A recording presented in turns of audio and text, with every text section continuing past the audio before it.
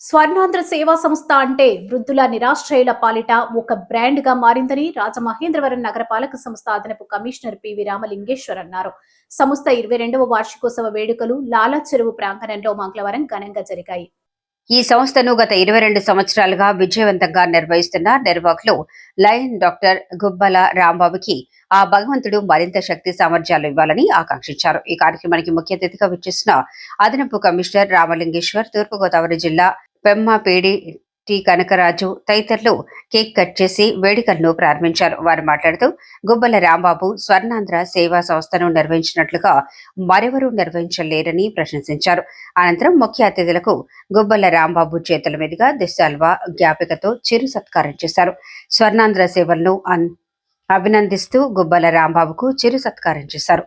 అనంతరం వృద్ధులకు దుస్తులు, చేతికర్రలు, ఇతర ఉపకరణాలు పంపిణీ చేశారు.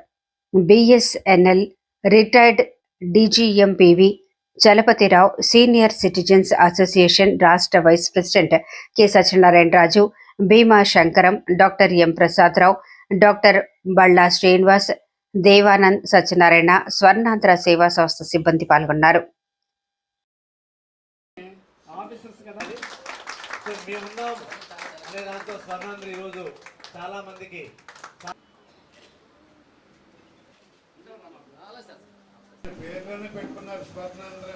స్వర్ణాంధ్ర 22 సంవత్సరాలు వెనక్కి తిరిగి చూస్తే కొన్ని వేల మంది వృద్ధులకి ఇది పునరావాస కేంద్రంగా పనిచేసింది.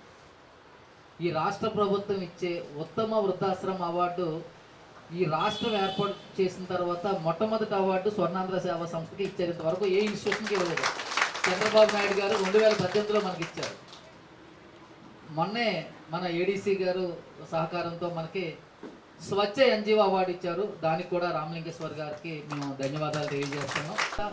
ఏకైక వృద్ధాశ్రమం ఇది.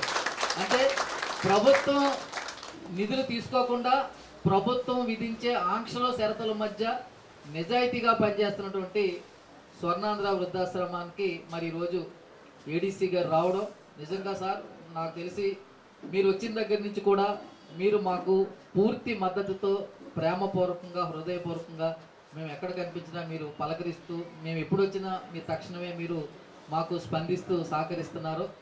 స్వర్ణాంధ్ర వృద్ధుల తరఫున మేము ఎప్పుడూ మీకు రుణపడి ఉంటామని. ఇదంతా కూడా భగవత్ నిర్ణయం. ఎవరు ఏమి కావాలి, ఎవరు ఏమి చెయ్యాలి, ఎవరు ఎలా నడవాలి, ఎవరికి ఏ కెరీర్ ఉంటుంది అని మనము నిర్ణయించుకోవడం ఒకటైతే ఆ భగవంతుడిని నిర్ణయించిండేది ఒకటి.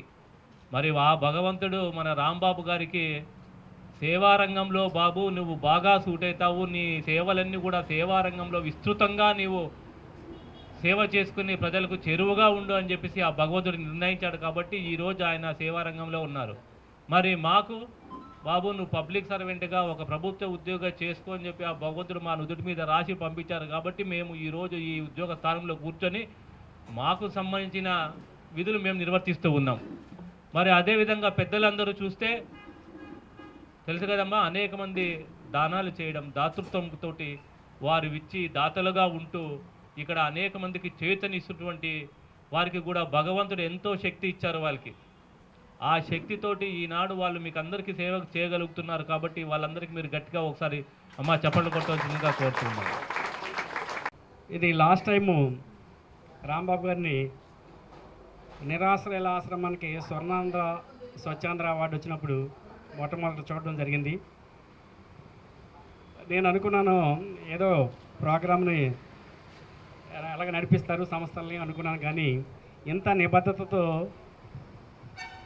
ఇంత చక్కగా నిర్వర్తించడం, అంటే చేయాలని ఆలోచన ఉండడం వేరు, దాన్ని సక్రమంగా ఒక పద్ధతిలో నిర్వర్తించి వాళ్ళకి వృద్ధులకు ప్రయోజనకరంగా చేయడం అనేది చాలా గొప్ప విషయం.